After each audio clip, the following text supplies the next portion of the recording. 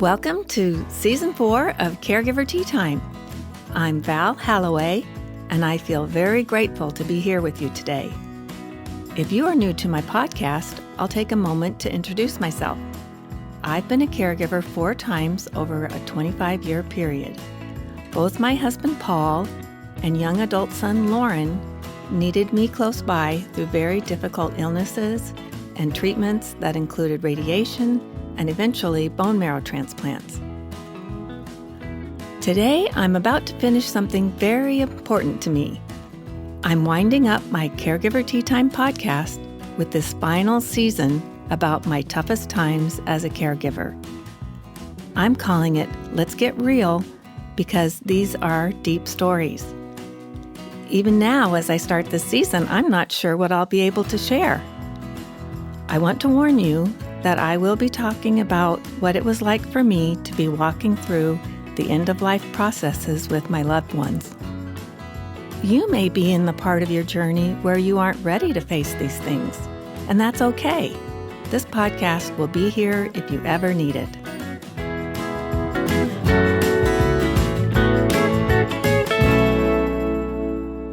An important aspect of my journey as a caregiver is that my loved ones were so young.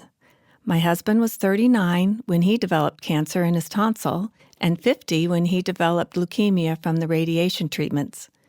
My son was 24 when he found out he had MDS, or myelodysplastic syndrome, something that can be compared to leukemia but is actually different.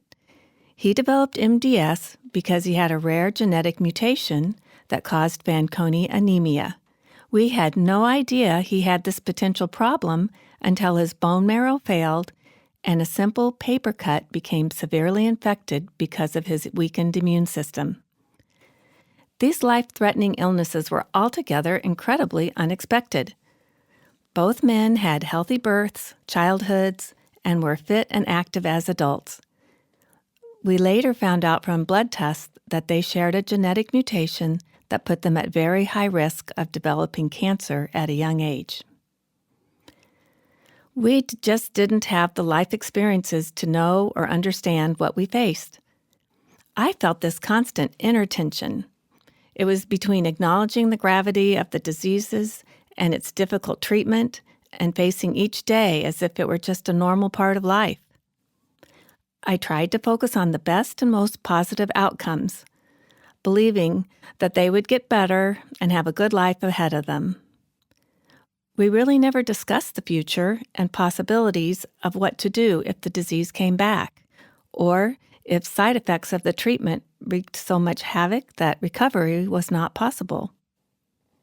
So the point I want to make in this situation is that at the time, the healthcare system was not set up to help our young family discuss end-of-life issues.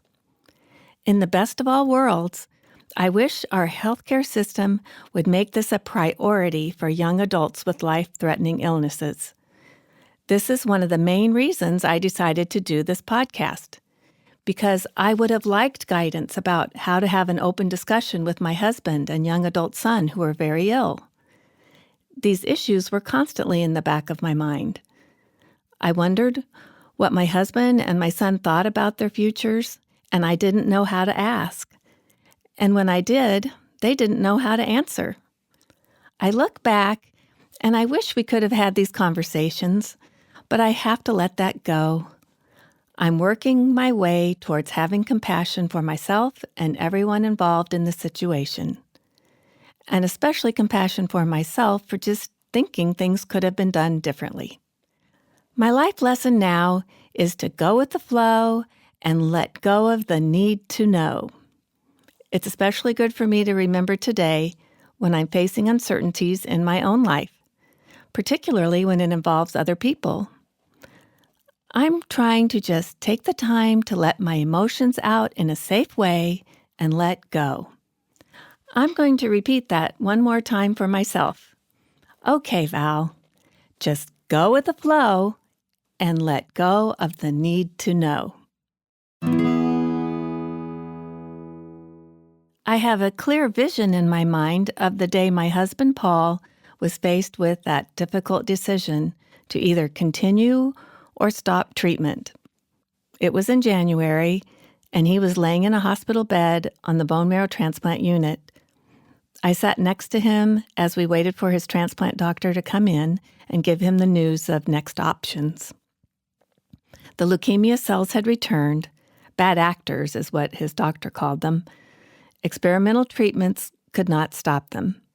A year ago at this time, Paul was preparing for his stem cell transplant, cells harvested from his sister's blood that would give him a new immune system and the ability to make new blood cells. This was something that he thought would bring him a few more years of life. But sadly, leukemia cells resurfaced after just 8 months.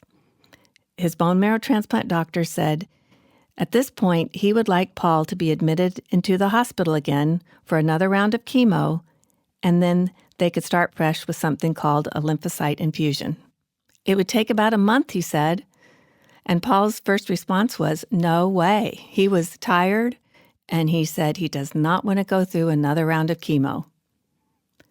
Well, think about it, his doctor said, and he left the room. A few moments later, there was a knock at the door, and a familiar face came in. It was the doctor who diagnosed Paul's leukemia. He was not a stem cell transplant doctor, but part of the team of doctors who saw patients with blood diseases. He has always been honest and upfront about the fact that Paul's leukemia cells were very aggressive and would be hard to treat. At the first appointment, when things were explained to me, he stood at a chalkboard and diagrammed everything out to make sure we understood what was happening and what the options were. I look back and I appreciate so much the extra time he took to satisfy that need to know I had at the time. Now that Paul had been through his treatments, this doctor was checking back to see how he was doing. Paul shared about the transplant doctor wanting to do more chemo and a lymphocyte infusion. This doctor understood the plan, but he felt it was important for Paul to know that it was unlikely this additional treatment would stop the leukemia. Paul probably would not survive the treatment, which means that if he was admitted to the hospital to get it started, he would probably not make it home again.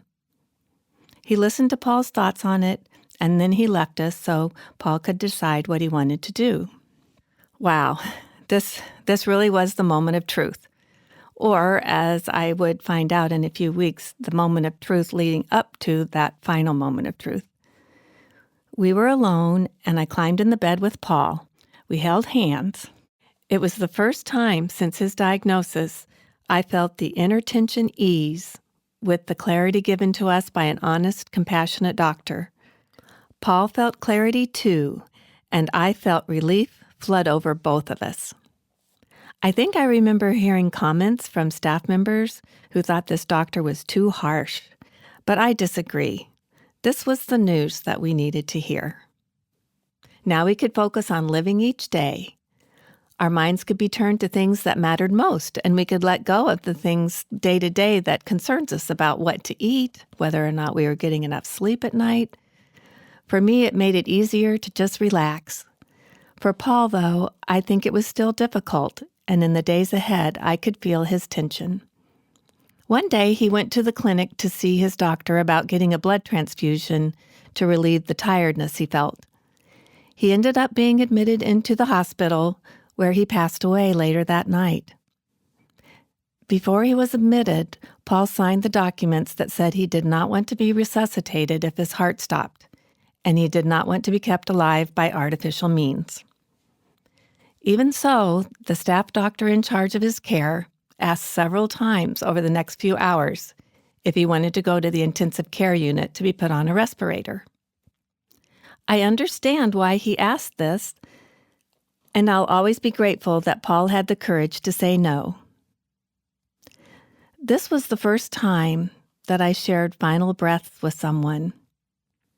One moment he was there, and then he was gone. I thought this was the end, but it wasn't. And if you listen to the last episode of Season 3 called Beautiful Connections, I share a very sweet story about what happened a few days after Paul passed away that night.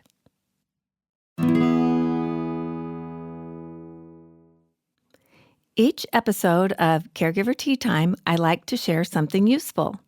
And today I have a very helpful tool called the Ottawa Personal Decision Guide. It was recommended to me by a counselor from the National Marrow Donor Program, also known as Be the Match.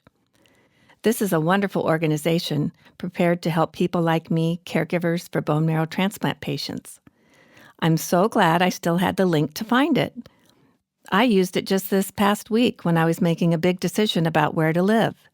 It really works. It's perfect for people making health decisions, including ones that involved other people like their family members. So here's how it goes. It starts with clarifying your decision. What decision do you face? What are the reasons for making this decision? When do you need to make a choice? And how far along are you with making a choice? Are you just thinking about it, close to choosing, or have you already made up your mind? To explore your decision, this guide leads you to put down on paper what you know.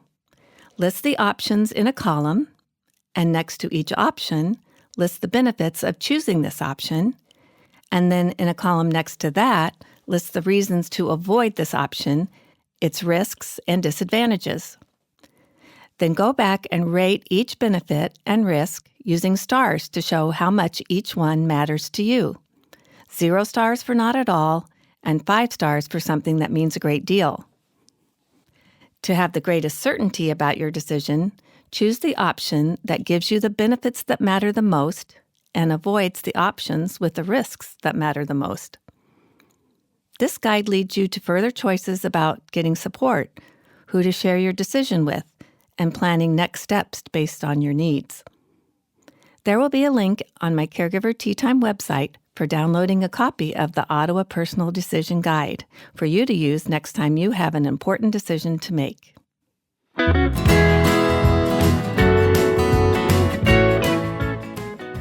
And now for my special message. It is based on a quote from Corrie ten Boom. Corrie lived in the Netherlands during World War II and hid Jews, protecting them from arrest, until she was finally arrested herself. She survived the Nazi concentration camp and told her story in the autobiography called The Hiding Place. Corrie says, "Worrying does not empty tomorrow of its sorrow, it empties today of its strength. Because worrying is like carrying tomorrow's load with today's strength, carrying 2 days at once." And so that's my special message. Worrying won't take away the sorrows of tomorrow, but it will rob you of the strength you have today. So here's to the strength we have today. Let's not waste it by worrying about the days ahead. Cheers!